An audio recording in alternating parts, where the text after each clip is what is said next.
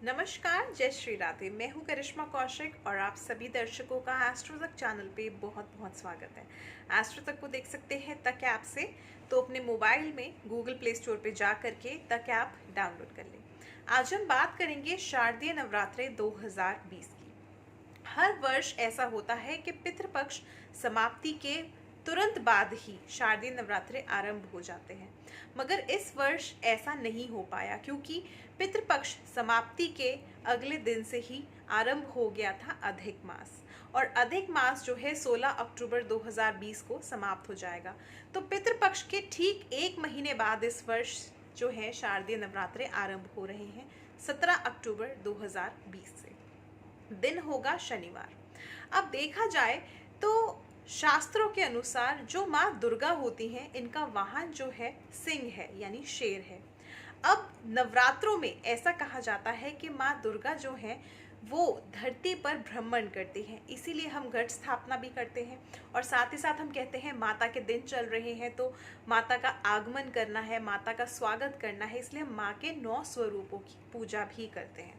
मगर क्या आप जानते हैं कि इन्हीं नवरात्रों से पता चलता है कि माँ जो है कौन से वर्ष में किस वाहन पर सवार होकर के धरती पर भ्रमण करेगी, और जो इनकी सवारी होती है उसके अनुसार आने वाले वर्ष पर भी बहुत असर पड़ता है। तो देखा जाए, अब श्रीमद् भागवत गीता जो है इसके अनुसार अगर शनिवार या मंगलवार से नवरात्रे आरंभ हो रहे हैं तो माँ दुर्गा जो होती है वो अश्व पे सवार होकर के धरती पर भ्रमण करती है, यानी माँ घोड़े पर सवार होकर धरती पर आती हैं। यहीं पे अगर नवरात्रे जो आरंभ हो रहे होते हैं गुरुवार से यानी बृहस्पतिवार से या फिर शुक्रवार से, तो माँ दुर्गा जो है डोली पे सवार होकर के भ्रमण करती हैं। और इसी के साथ ही साथ अगर सोमवार या रविवार से नवरात्रे आरंभ हो रहे होते हैं तो माँ गज पे सवार होके आती है, अर्थात हाथी पे सवार होके आती है।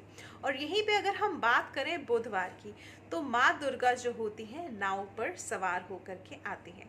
तो इस बार यानी इस वर्ष 2020 में 17 अक्टूबर 2020 से नवरात्रे आरंभ हो रहे हैं और दिन होगा शनिवार। और इन नवरात्रों में 2 शनिवार भी पड़ेंगे। तो माँ दुर्गा जो है इस बार अश्व पे सवार होकर के धरती पर आएंगी। तो अश्व एक तरह से देखा जाए घोड़ा जो प्रतीक होता है वो युद्ध का कारक माना जाता है, क्योंकि आपने देखा होगा तो युद्ध में घोड़ा जरूर होता है, घोड़े के बिना एक योद्धा जो होता है वो अधूरा होता है। तो इसीलिए ये वर्ष में यानी ये जो शारदीय नवरात्र हैं काफ़ी अच्छे संयोग तो बन रहे हैं। अमृत संयोग बन रहा है, अमृत योग बन रहा है, सर्वार्थ सिद्ध योग बन रहा है, इसके साथ साथ दिव्य पुष्कर योग बन रहा है। तो 5 तरह के योग तो बन ही रहे हैं, मगर माँ दुर्गा जो है वो अश्व पे सवार होकर के आ रही हैं। तो आने वाला जो समय हो सकता है वो थोड़ा सा कठिनाई भरा हो सकता है देश के लिए। अगर यहीं पे हम बात करें, क्योंकि घोड़ा मैंने आपको अभी बताया कि युद्ध का एक तरह से कारक माना जाता है, तो आस पास के जो पड़ोसी देश होते हैं उनसे युद्ध होने की संभावना बन जाती है, या थोड़ा सा जो तालमेल होता है आस पड़ोस के देशों से वो गड़बड़ा जाता है।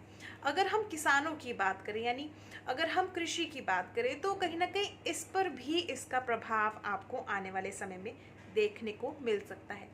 कहीं कहीं जगहों पर सूखा भी पड़ सकता है।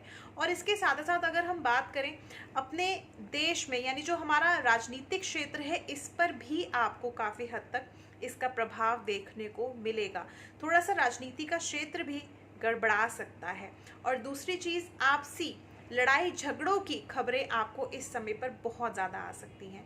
तो नवरात्रे जो होते हैं एक तरह से ये आने वाले समय के लिए भी दर्शा देते हैं कि किस तरह से आने वाला समय आपका रह सकता है।